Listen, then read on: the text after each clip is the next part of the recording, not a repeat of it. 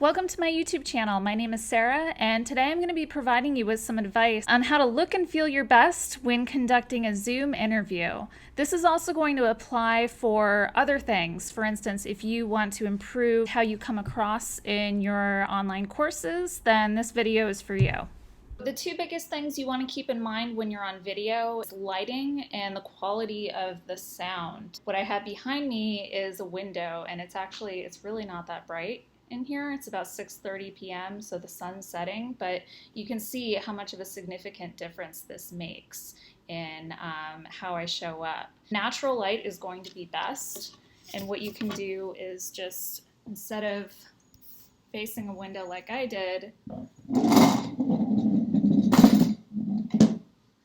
you want to have the light naturally coming in.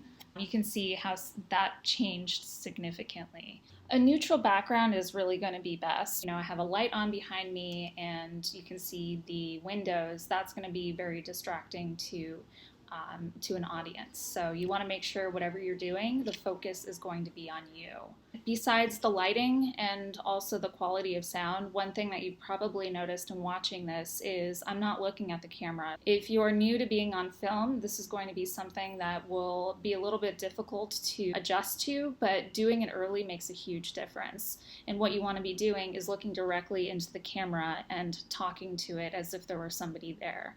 That way you're much more engaging. In addition to looking at the camera, you also want to make sure that you're a little bit more animated than, say, you normally would be. And the reason why you want to do that is because when we're face to face, we can pick up on these nonverbal communication cues. But if it's over the internet and it's over video, and if you are speaking in a tone and the way that you maybe normally would, then it could come across as being much more low energy. So picking things up a little bit, making sure that you're smiling and coming across as very engaging is going to improve your presence a lot.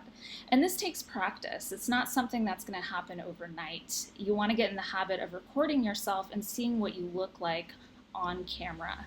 So you want to make sure that you pick somewhere that's quiet when you're recording or when you go on air, because having background noise can be very distracting. If you live in a city like I do, maybe your best bet is actually going to be filming in the hallway or a quiet space where you're not going to get so much outside noise.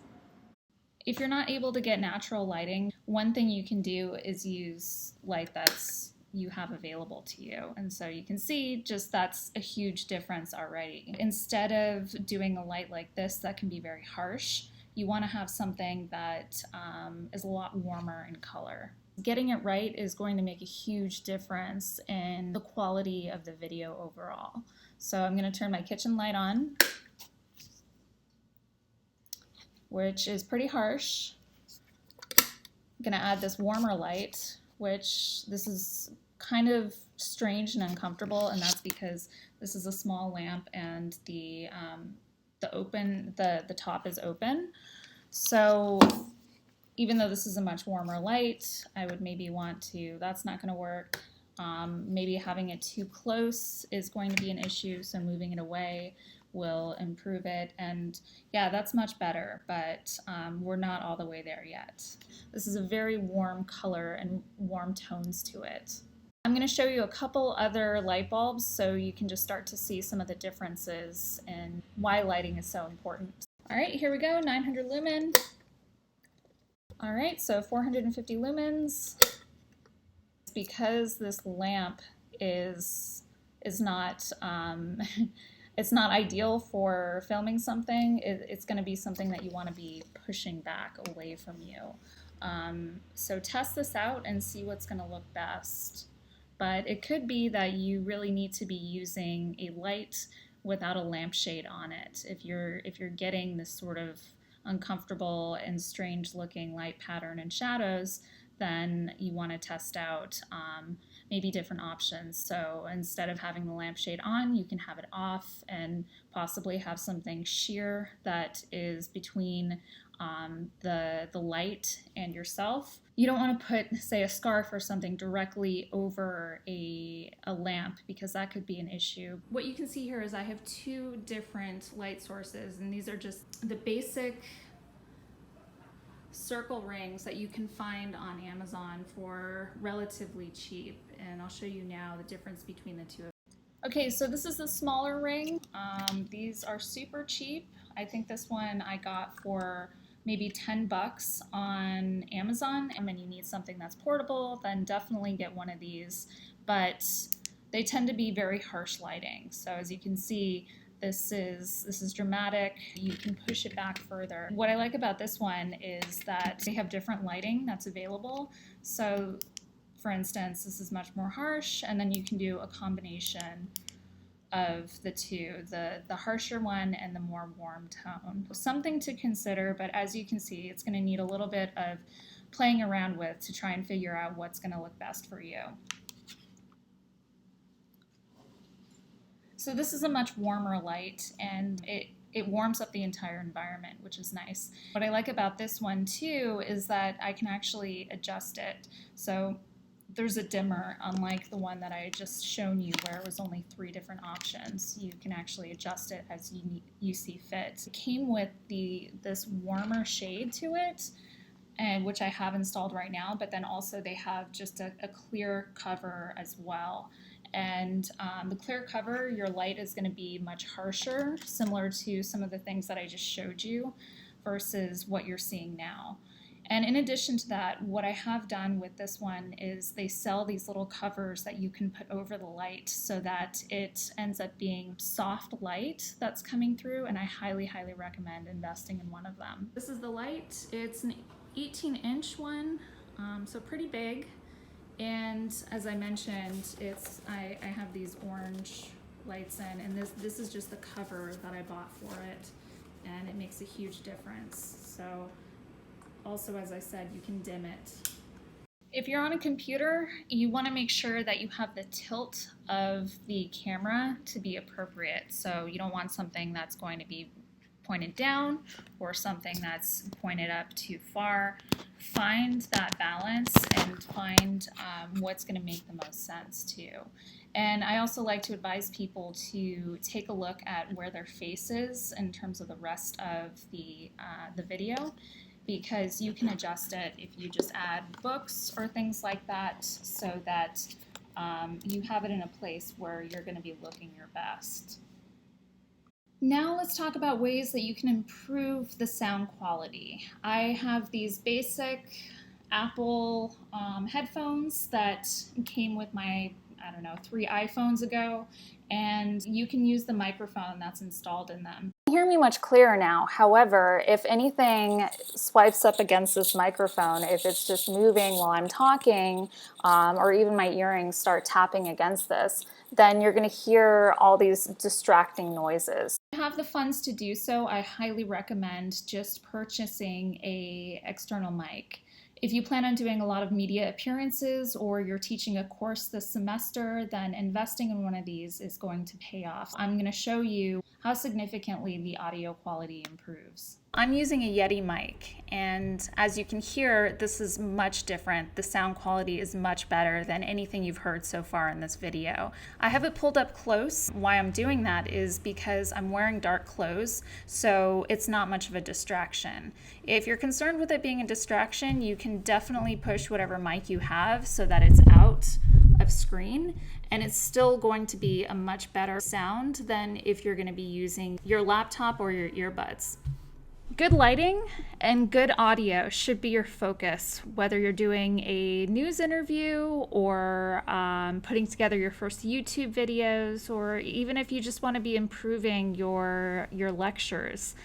Those are going to be the 2 things that are making the biggest difference. Now that I have basic lighting and audio equipment, I've located the best area for recording. And it just happens to be that this always is at night.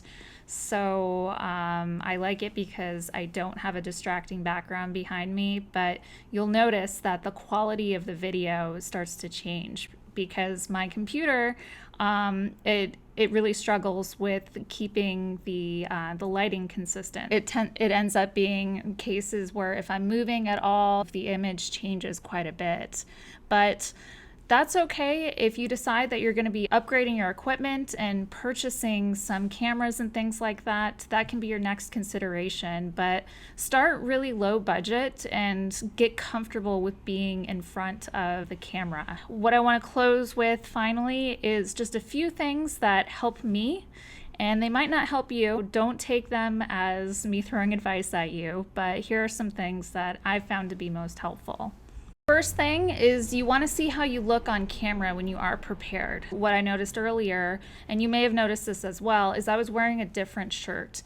And the reason why I changed is I saw that that neckline wasn't very complimentary with the jacket I was wearing. I found something that I feel like it's a much better presence.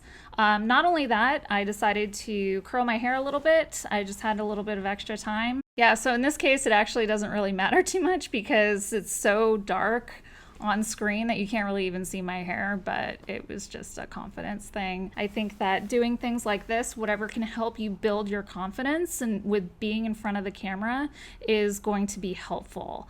Not only that, I cut back on my makeup a little bit and made sure that it looked more natural. And if you don't wear makeup, that's fine.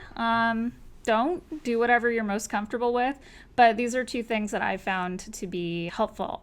I will use an eyelash curler in particular because this is going to brighten up your eyes, and I find that it makes me look more awake. And then I'll also use Crest whitening strips the night before. So they come in these packs of 28, and they suggest that you use them every night for 28 days, but I just use them when I need to be on camera, if I remember. And it's a good idea because it really makes your smile and your teeth pop. This is what they look like. Yep. And whenever I show it on camera, for whatever reason, the light it just adjusts like crazy. So there they are. But you can get whatever you want, or you don't have to get it at all. It's just really up to you. Hairspray. I use hairspray because I like to try and avoid things like that. It's just going to make sure everything just sticks together nicely, especially if I'm wearing a white shirt like this. I want to make sure that there's no real flyaways or things that can be distracting people from paying attention to my face and what I'm saying.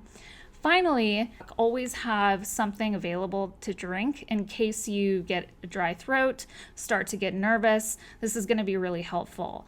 But since you're in front of the camera, since you are recording a video, you want to be very, very careful with whatever beverage you choose.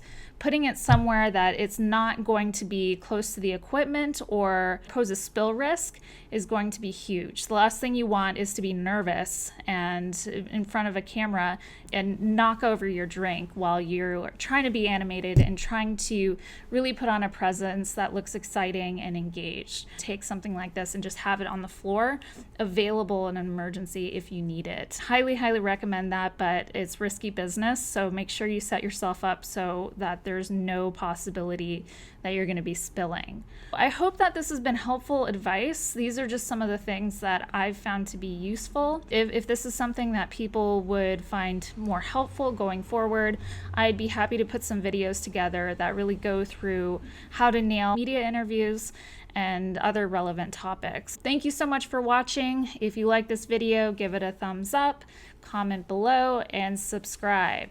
All right, see you later.